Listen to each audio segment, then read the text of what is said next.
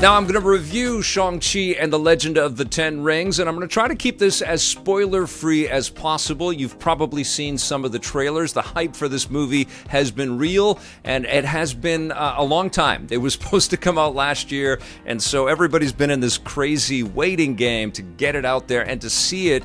And I didn't know anything about this character at all from the Marvel Universe. There's been a lot of updates, as far as I understand from reading about the movie and learning more about the movie.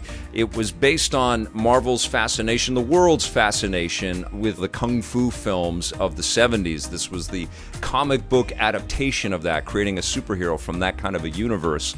And it was a successful comic series that ran for a long time, but Marvel clearly saw there was an opportunity here to tap into a different perspective and to create an Asian superhero that would honor an audience that was underserved. So that was absolutely an element in the creation of Shang-Chi as a feature film addition to the MCU, but you can really throw that away when you go to the theater and sit down in your seat and just get lost in this mythology, because Shang-Chi is an incredible addition to the Marvel pantheon of superheroes. He's definitely different. It's not like Black Panther, even though the character comes from an established history and has an important lineage and has incredible strength and power.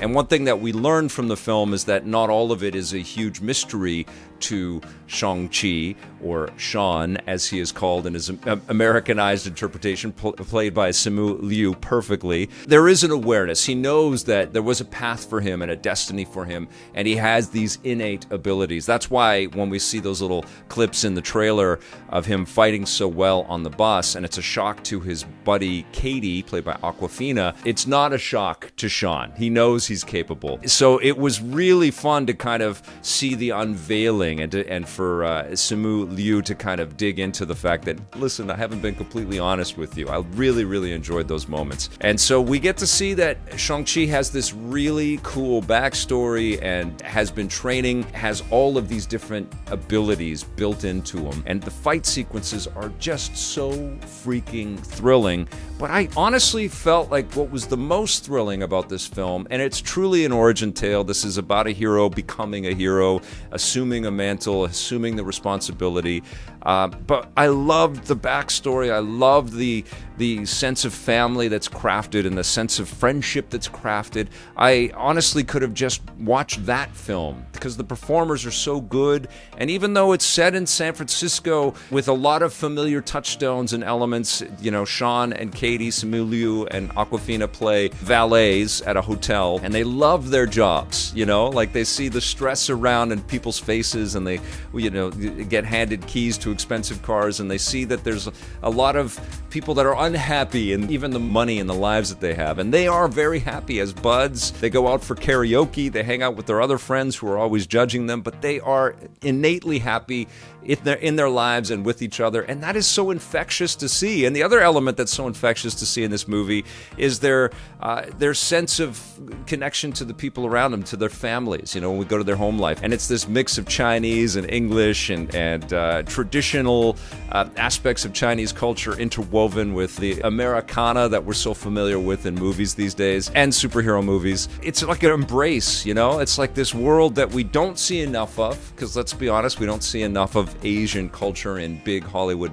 blockbuster films ever. And so it's new, you know, it's fresh but familiar, and it's heartwarming and it's cool. And then of course the stakes get raised and we get thrown into this adventure story, and we find out who Tony Leung really is as the Mandarin, as the big bad in the film, and what his goals are and what his drive is. And he, in an effort to bring back his family, is driven to do some really horrible things, and Shang-Chi has to step up and ultimately come face to face with his father, who he fears and admires, but had walked away from to try to find a different life for himself. And interwoven into all that is stuff that I won't get into because it's big spoiler territory, but there's a lot of supernatural and metaphysical elements, you know, scattered in amongst this material. Stuff that feels on its surface a little bit familiar for anybody that's watched martial arts movies in the past.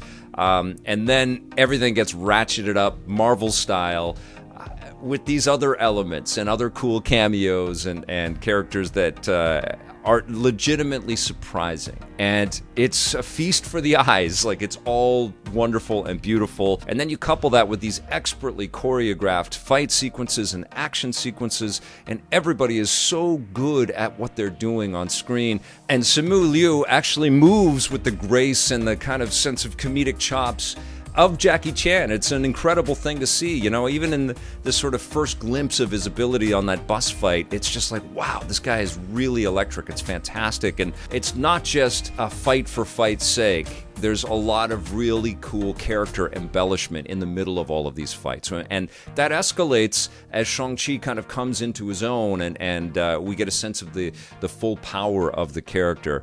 And so we get these great character beats and heartwarming moments that feel grounded and real and fun, and you want to stay there. And we get these incredible action sequences with cool fight pieces and awesome choreography that are character infused. And then we get the super heroics and these, you know, crazy meta creations and all of the cameos and stuff that you would expect out of a Marvel picture. And the end result is you're just overwhelmed with how freaking good this is. It is an excellent addition to the Marvel Universe. I have stopped being able to kind of, you know, pick my favorites and categorize them numerically and put them in a pecking order, because there are so many good and so many fun Marvel experiences. But this is near the top. This is an awesome, awesome movie. You don't want to miss it. Something tells me that you won't, because I'm not the only one saying this. But Shang-Chi and the Legend of the Ten Rings is exquisite entertainment. I'm going to give it a 9 out of 10.